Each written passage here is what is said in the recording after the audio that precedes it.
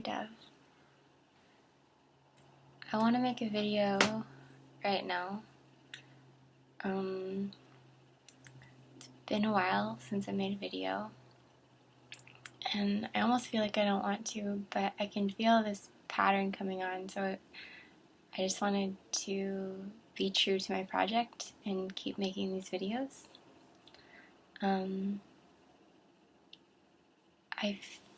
I'm sitting down and I'm about to apply for financial aid because I had a realization the other day that I want to start making money in order to start supporting an ashram here in Washington.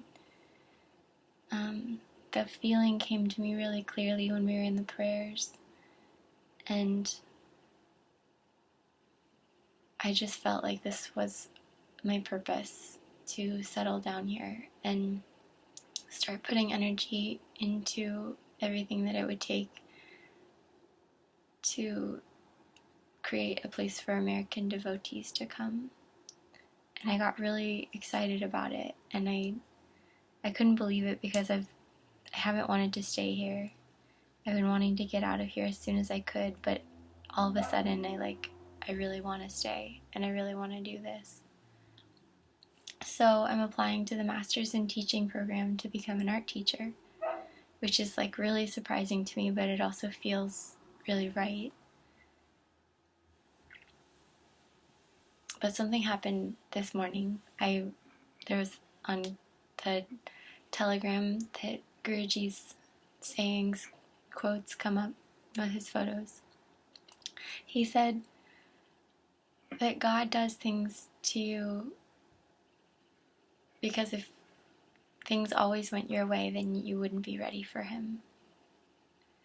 And I realized I'm looking at what I'm doing right now, and I'm going to show you. This is my perfect room, and I made myself some tea and cookies, and you can see the sunset out of the window. And while making spaces is really important to me, I realized how much I'm clinging on to being perfect, and not leaving a lot of room for imperfection, messing up, all of the difficulties of life. I think there is something to be said for keeping order, but I can see myself doing it to a degree where I'm trying to control my life in a really nice way and make my life really picture perfect, to become a perfect art teacher who makes perfect paintings and is Miss Honey and Matilda, and it's not going to be that perfect, and I am not that perfect, and I think I'm holding myself up to this really weird, I'm not allowing that this humility that I'm here to serve, and I can see myself wanting to make things just perfect, and I'm not really good at going with the flow and just trusting God in every moment, and trusting that God's going to beat me up in order to make me ready. And I just feel like I could go down this path of becoming a nice art teacher and making money and making a perfect place, but that's not the point. The point is to be in service, and I don't exactly know what that means yet. So while I'm applying to this master's program, maybe that's not it either, and I can't take security in that. Okay, I got this great idea where I can plan out the rest of my life until I'm dead, the end. It doesn't allow for growth at all. And while there is something to be said for taking care of myself, being financially responsible, doing what I feel like I should, and going with my heart in this moment, but I can feel that it's I'm trying to squeeze out the whole purpose of life by making it look really pretty and never hurt and never feel terrible.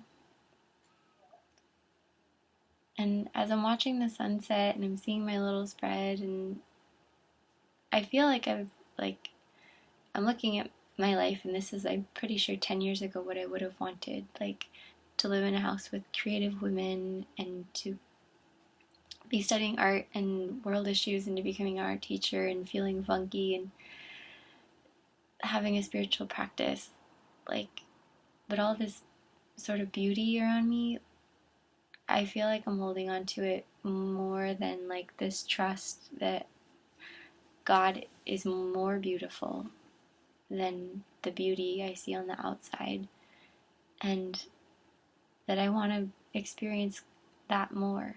And I think I need to let go a little bit of this control of feeling perfect all the time, which doesn't mean not being so orderly, but I think it does mean like